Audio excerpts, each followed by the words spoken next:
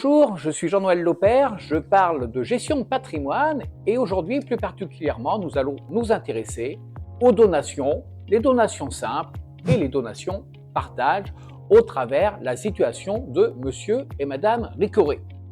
3 enfants, François, Sophie, Antoine, et la famille Ricoré décident, les parents, d'aider leurs enfants au moment où effectivement ils disposent de liquidités pour pouvoir le faire. Un matin, après avoir pris son petit déjeuner, le père Ricoré décide de faire une donation simple à chacun de ses enfants, distribuer pour chacun d'eux la somme de 100 000 euros. Pour ce faire, inutile de passer par le notaire, un don d'argent, c'est possible avec le formulaire 2735, remplissable en ligne sur le site Impôts.gouv par les enfants, ceux qui reçoivent. Ce don est sans incidence fiscale. Faut savoir que jusqu'à 100 000 euros entre parents et enfants, voire même 131 865 si les enfants sont majeurs et que celui qui donne a moins de 80 ans. Dans ce cas, on peut aussi cumuler une donation supplémentaire de 31 865. Ainsi, François, l'aîné, qui travaille dur dans une start-up qui est en plein essor, est très content de recevoir ce coup de pouce inattendu qui va lui permettre de développer son entreprise.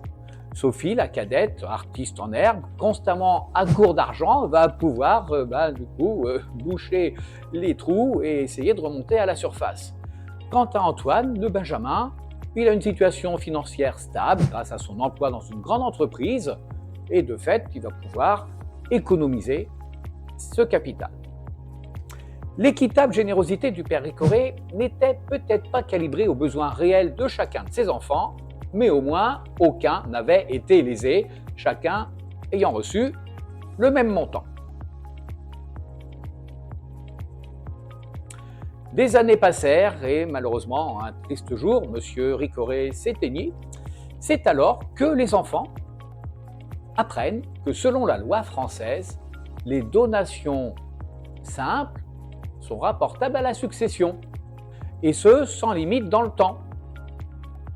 C'est-à-dire qu'à la surprise générale, le notaire demande à chacun de dire ce que tu as reçu, qu'est-ce que tu en as fait, et aujourd'hui, combien ça vaut.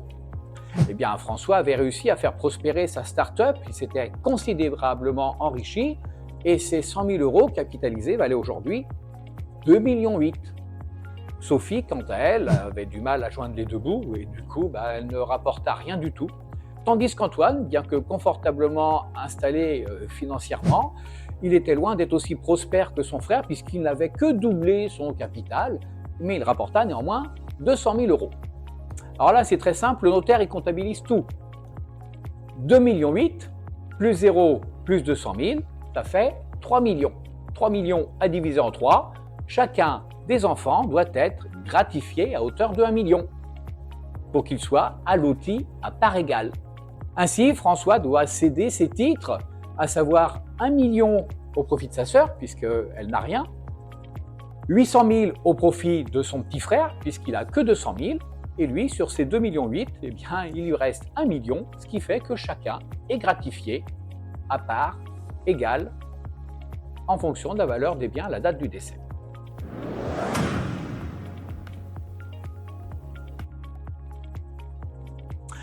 Et tu le comprendras, alors que le souhait du père était que chacun soit gratifié équitablement, ce qui était le cas à la date de la donation, les règles du rapport au décès sont venues perturber l'équilibre financier souhaité et par là même l'entente entre les enfants. Le notaire va t'expliquer que pour figer les valeurs à la date de la donation, à savoir par exemple ici 100 000 euros, et éviter le rapport successoral et la mésentente familiale, c'est possible. Il suffit simplement, au moment du don, de passer chez le notaire pour effectuer une donation partage. Après cette expérience déconcertante, Madame Ricoré, ayant compris que pour figer les valeurs à la date de la donation et se dispenser d'un rapport au décès, il suffisait de privilégier la donation partage, quand elle voulut à son tour gratifier ses enfants, elle opta donc pour une donation partage, mais cette fois-ci avec des biens immobiliers. Elle possédait un terrain, une maison de famille, des appartements. Elle fit évaluer tous ses biens et les distribua équitablement entre ses enfants. François hérita ainsi d'un terrain en bord de mer, Sophie d'une maison à la campagne et Antoine d'un appartement en centre-ville. Cependant, le destin avait là encore d'autres plans. Il s'avéra que le terrain de François était dans une zone inondable, rendant sa valeur presque nulle. La maison de Sophie commença à se fissurer à cause de la sécheresse qui sévissait dans la région, nécessitant des réparations coûteuses. Et seul l'appartement d'Antoine prit de la valeur grâce à sa situation centrale et à la demande croissante sur le marché immobilier urbain. Les enfants ayant par contre cette fois-ci bénéficié d'une donation-partage, impossible de réévaluer les biens à la date du décès. Ainsi, Sophie et François sont finalement les grands perdants, tandis qu'Antoine tire son épingle du jeu. Et là, on se dit finalement, est-ce qu'une donation simple n'aurait pas permis de rétablir l'équilibre financier entre les frères et sœurs à la date du décès? Peut-être, mais comme il s'agit d'une donation-partage, c'est clos. On n'en parle plus. Chacun garde son lot en l'état. C'est le principe de la donation-partage. Quelle conclusion tirer de ces donations? À travers les péripéties de la famille Ricoré, vous comprendrez qu'il est essentiel de bien réfléchir aux conséquences de nos actions, même les plus bienveillantes.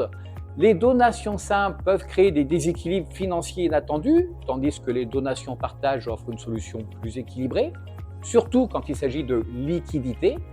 La générosité des parents, bien que louable, n'a pas toujours les résultats escomptés. Gageons que l'amour et l'entraide entre frères et sœurs puissent surmonter ainsi toutes les difficultés futures. Et toi, qu'en penses-tu? Le père aurait-il dû privilégier une donation partage et la mère une donation simple? Le choix peut être cornélien, mais de ce dernier, l'entente familiale demeurera. Si toi aussi tu souhaites contourner les pièges, retrouve d'autres conseils sur la prochaine vidéo. À tout de suite!